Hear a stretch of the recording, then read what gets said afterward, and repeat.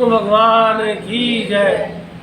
पुरुषोत्तम मास के माध्यम की कथाएं हम रोज सुन रहे हैं। कल के अध्याय में हमने 28वें में पढ़ा था कि किस तरह से चित्रशर्मा यमराज के श्राप से वानर के रूप में आता है और वह वानर रूप में किस प्रकार से अपने जीवन को रखता है। फिर वो मुंह से पीड़ित होकर के कुछ खा भी नहीं सकता और एक सरोवर में गिर जाता है और वह उस सरोवर में गिरने के 5 दिन बाद में मृत्यु को प्राप्त हो जाता है और गोलोक को जाता है। तो सुंदर शरीर धारण करके वो जब विमान उसको लेने आते हैं तो वो अपने आप ही भगवान से पूछता कि हे भगवान, ऐसे मैंने कौन से कर्म किए, मैंने तो ऐसे अच्छे कर्म ही नहीं किए, मेरे लिए विमान क्यों आया है। तो 29वें अध्याय में आज हम कथा सुनेंगे कि भगवान ने क्या कहा। और मेरे YouTube चैनल को लाइक, शेयर और सब्सक्राइब अवश्य कीजिए। उसे लोभी के ऐसे वचन सुन करके जो दूत उसको लेने आए थे यमराज के, वो कहने लगे क्या तुमने भारी कार्य नहीं किया है?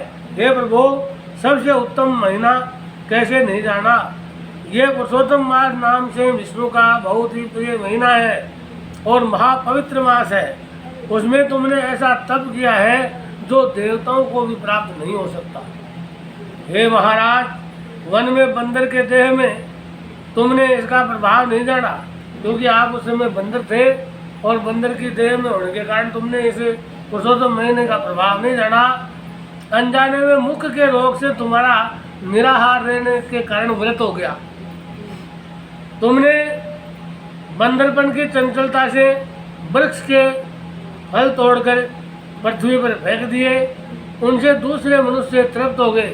उन फलों को खा करके दूसरे मनुष्य प्रसन्न हुए और अंदर के बड़े भारी दुख से पानी भी नहीं पिया। इसलिए तुम्हारे अनजाने में ही बड़ा भारी तप हो गया और फलों के गिराने से परोपकार भी हो गया। इस तीर्थ में 5 दिन तुमने गोते भी खाए। 5 दिन तक वो उस पानी में उछलता कूदता रहा और इसी से पुरुषोत्तम मास में तुम्हारा स्नान भी हो गया और पुरुषोत्तम मास में तुम्हारा स्नान का फल भी तुम्हें प्राप्त हो गया। इस प्रकार तुम जैसे रोगी का अनजाने की तपस्या या तप हो गया, सो ये सब फल सफल हो गया। तो श्री नारायण जी बोले कि इस प्रकार कहते हुए अपने भाग्य को सुन करके वह गोलोक को जाकर के प्राप्त हुआ। श्री भगवान नारायण बोले कि इस आश्चर्य को देख करके सब देवता भी चकित हो गए और पुरुषोत्तम महीने की बढ़ाई करने लगे। पुरुषोत्तम की भगवान ने अपना नाम दिया पुरुषोत्तम को, तो उस पुरुषोत्तम की बढ़ाई प्रशंसा करते हुए सब अपने अपने स्थानों को चले गए। नारद जी कहने लगे कि हे तपोधन, आपने दिन के प्रथम भाग का कृत्य कहा, पिछले भाग का कृत्य कहा और पिछले भाग का कृत्य कैसे करना चाहिए।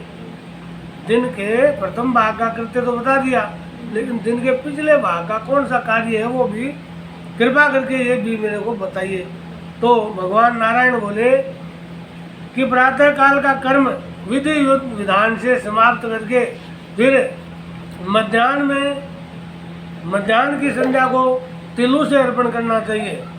अतिथि के लिए द्वार पर देखना चाहिए। जो अतिथि भाग्य से गो के दूने के समय आ जाए तो उसकी पूजा करनी चाहिए। गाय के दूने का समय होता है शाम का, तो उसमें उस अतिथि की भी पूजा करनी चाहिए। अत्यंत भक्ति भाव से यथाशक्ति अन्न आदि से उसको संतुष्ट करना चाहिए। भगवान यमराज कहते हैं कि पूर्व की तरफ, पूर्व दिशा की तरफ मुख करके मौन होकर शुद्ध सुंदर पात्र में अन्न की सराहना करता हुआ भोजन करे। पहले स्वाहा के अंत में ओंकार का उच्चारण कर घी से लपेटे हुए 5 ग्रासों को बिना दांत लगाए जीभा से निकल जाना चाहिए। फिर मन लगाकर पहले मीठा भोजन खाएं। ब्राह्मण शास्त्र विरुद्ध अभक्ष्य भोज्यादिक पदार्थों को न खाएं। सूखा बासी भोजन में अभक्ष्य कहा गया है।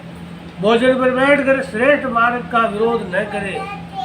श्रेष्ठ शास्त्र के आश्रय से परब्रह्म श्री कृष्ण का विचार करें। फिर बुद्धिमान पुरुष सर्वत्र आजीविका न हो तब भी एकाग्र मन होकर के 2 घड़ी आत्मविद्या का श्रवण करे, फिर यथेष्ट अपना काम धंधा करे और संपूर्ण सिद्धियों के देने वाले श्री कृष्णचंद्र भगवान का मन में ध्यान करे। सूर्य के अस्त होने पर तीर्थ अथवा घर पर जाकर के पैर धोकर सायंकाल के संध्या वंदन करें।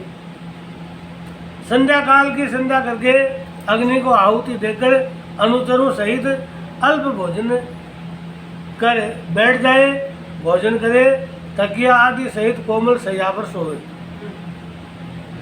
1 महीने पश्चात गृहस्थी पुरुष सदैव भले प्रकार से गृहस्थ के कर्मों को करे, हिंसा नहीं करनी चाहिए, सत्य बोलना चाहिए, सब प्राणियों की रक्षा करनी चाहिए, सब प्राणियों पर दया करनी चाहिए। ये सब गृहस्थियों के लिए धर्म बताए गए हैं। बोलो विष्णु भगवान की जय। तो पुरुषोत्तम मार्ग की कथाएं चल रही है, कथाओं में बड़ा ही आनंद आ रहा है और मेरे यूट्यूब चैनल को लाइक शेयर सब्सक्राइब कीजिए। ओम मंगलम भगवान विष्णु मंगलम गरुड़ध्वजा मंगलम पुंडरीकाक्षो मंगलायतनो हरि शांताकारं भुजगशयनं पद्मनाभं सुरेशं विश्वाधारं गगनसदृशं मेघवर्णं शुभांगं लक्ष्मीकान्तं कमलनयनं योगविद्यानगम्यं वंदे विष्णु भावभयहरं सर्वलोकैकनाथं सर्वलोकैकनाथं। ओम नमो भगवते वासुदेवाय।